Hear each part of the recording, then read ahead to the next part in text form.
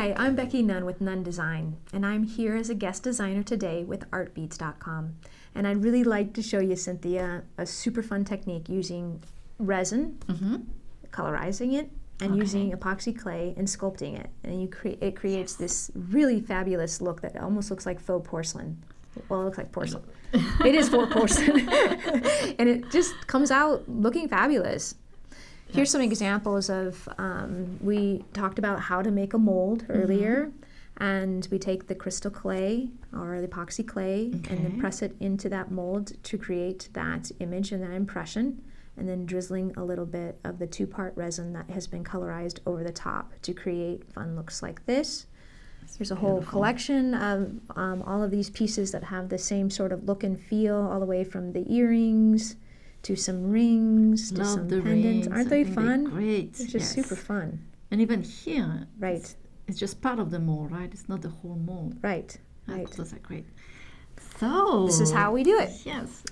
First of all, we made a mold. We showed how to do that earlier. Then you're going to take 2 parts of crystal clay or epoxy clay. You're going to mix them together. I already have a nice batch that's already been pre-mixed. But this is 2 equal size parts of the A and the B, and equal size balls, and you mix it and blend it really well together. We're going to use the white for this particular project. You have 90 to 120 minutes to work with the clay before it starts to harden. So you can take your time and you can get this just right. This particular clay that we just mixed is quite soft. You can see it sticking on my fingers, and that's not very typical. I find that it's ideal when it's not as sticky as sticking all over my fingers. But we're going to go ahead and press that into a bezel. I have some wet wipes on my lap, and I'm just wiping my fingers because I don't want to get that clay all over the sides of the bezel. Wow!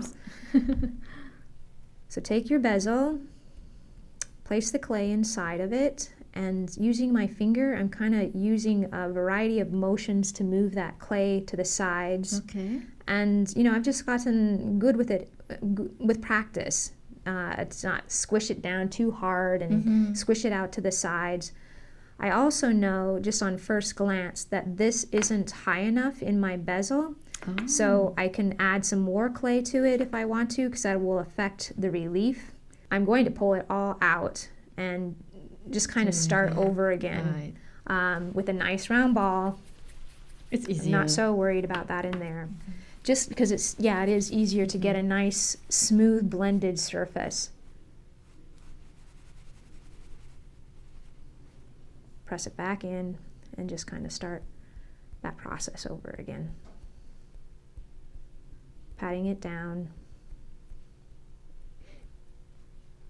And we don't have to worry about your fingerprint. It's going to go into that mold, and it's going to, that won't really show up at all.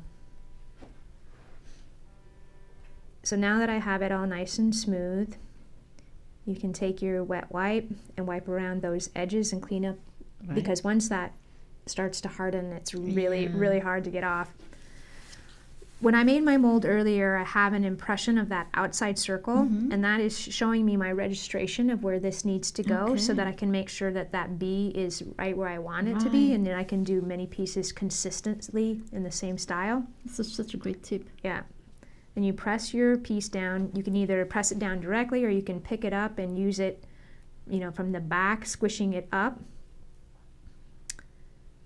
And then you take your mold and you have your impression on there. And if you don't like it, this clay is super, super soft right now. It's not behaving. So if you don't like that particular look, you can go ahead and pat it down.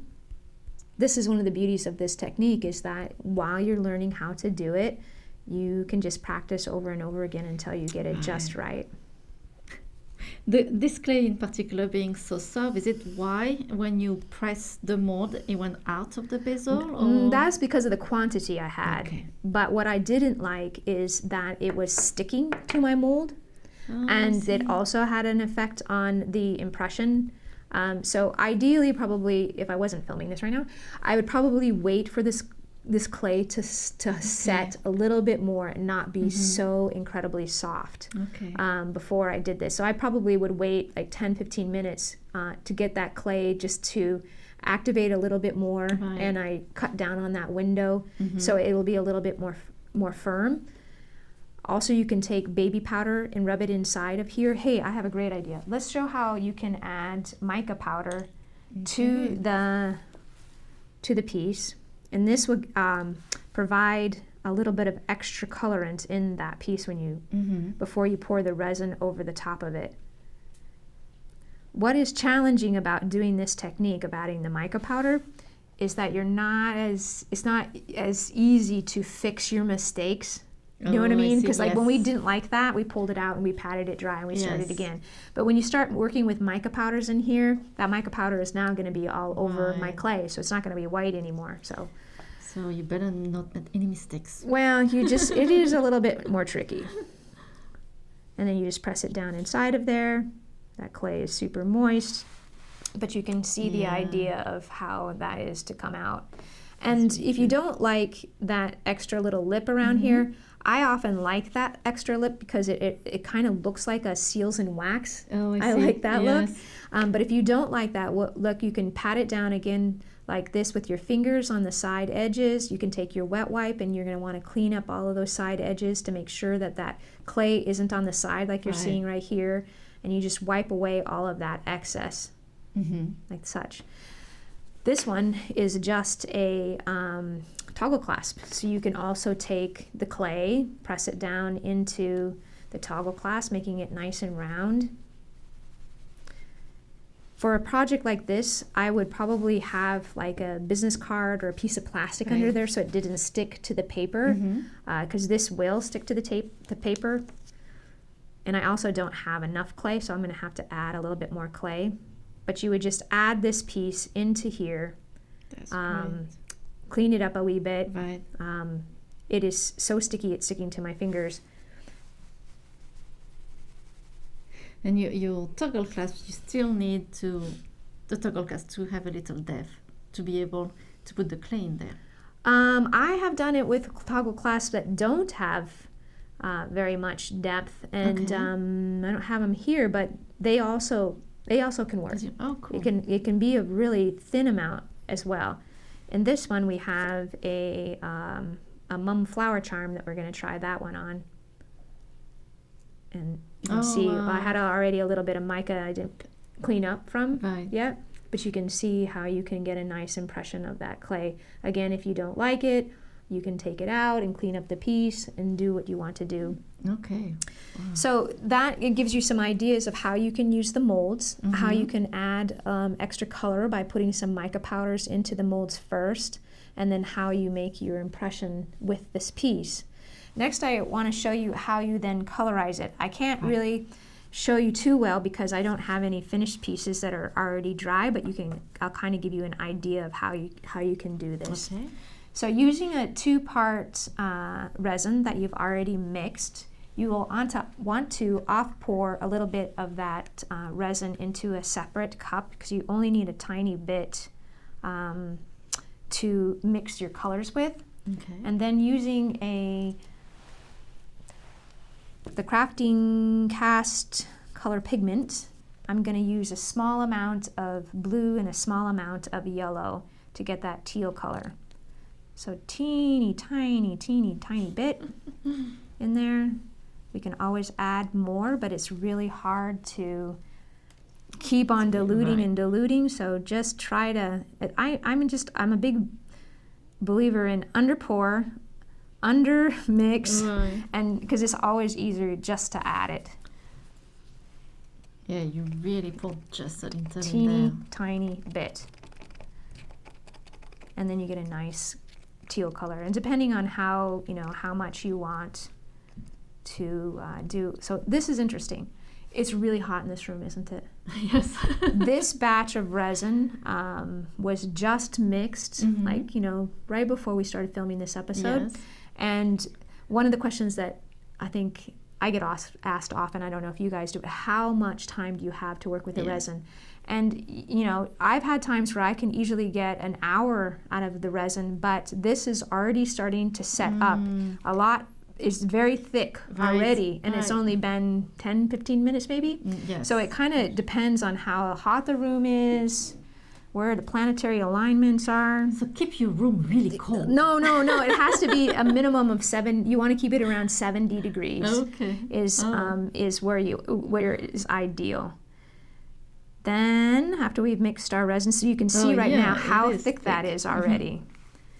You're going to, I'm just going to drizzle a tiny bit right on the top, and then I'm going to use my toothpick, and I can guide it around with the toothpick. And that is, it takes a little bit of time to do more of the colorized resin pieces. I also didn't do a very good job on the first part, so I've got some high walls over here and some low walls over there, so I have a lot of opportunities for this to overflow, but you can kind of get the idea. Right. You're going to just move this around. I also like to have that business card because it makes it easy for me to rotate my pieces around without having to touch or come close at all to the side edges of the resin and get any of this on my fingers. Right. But you can kind of get an idea of how that is starting to look. Yeah. And then the resin itself is it's going to pull down. The gravity of that is going to pull down, and so we're going to see a lot more of the white starting to poke through, like we did on here. It drops down into those crevices. Here on this one, we can see that it's dropping down into those crevices. You know, depending on, this has a little bit more pigment in there, so you can see that it's starting to drop down into those various, and leaving the high areas very white and darker in the others. On this one, so you put the mica powder, and is it going to stay like that? Are we going to see the coloring of the powder pretty well? Yes, not really well, but we will see it. Okay. It depends on what colors you also use. This is a very, it had a very faint tint to it, so we're not seeing it as much as we would if we used a really vibrant color like a bright purple or something like that. Okay. But that had it's a rose gold, and so it's very light to start with. But that's kind of just shows you an example of how you would make a piece like this. That's Hopefully really you would do a great. tidier job. Look at that. I wanted to show you too that you can also use open frame bezels for this technique as well. Here's some samples of what I did with the open frame bezels. So they start out looking like this. I mixed the clay in a nice round ball. I pressed it down inside of that piece, then took that, pressed it into my mold, and then when that was hardened, I added the resin over the top of these pieces. This here, I didn't put any resin on. This is just mica powders. Those are great. And I poked holes in it while it was still wet, the clay, and then I stitched it with some wire onto the frame to give it that kind of look. This is a really great piece. I love it. Thank you. Yes, it's right this way. So It's really that's how you do sculpted relief with colorizing resin and using the epoxy clay. I love it. So this is Becky Nunn with Nunn Design, and I'm a guest designer here at artbeads.com. Thanks very much for joining us. Thank you.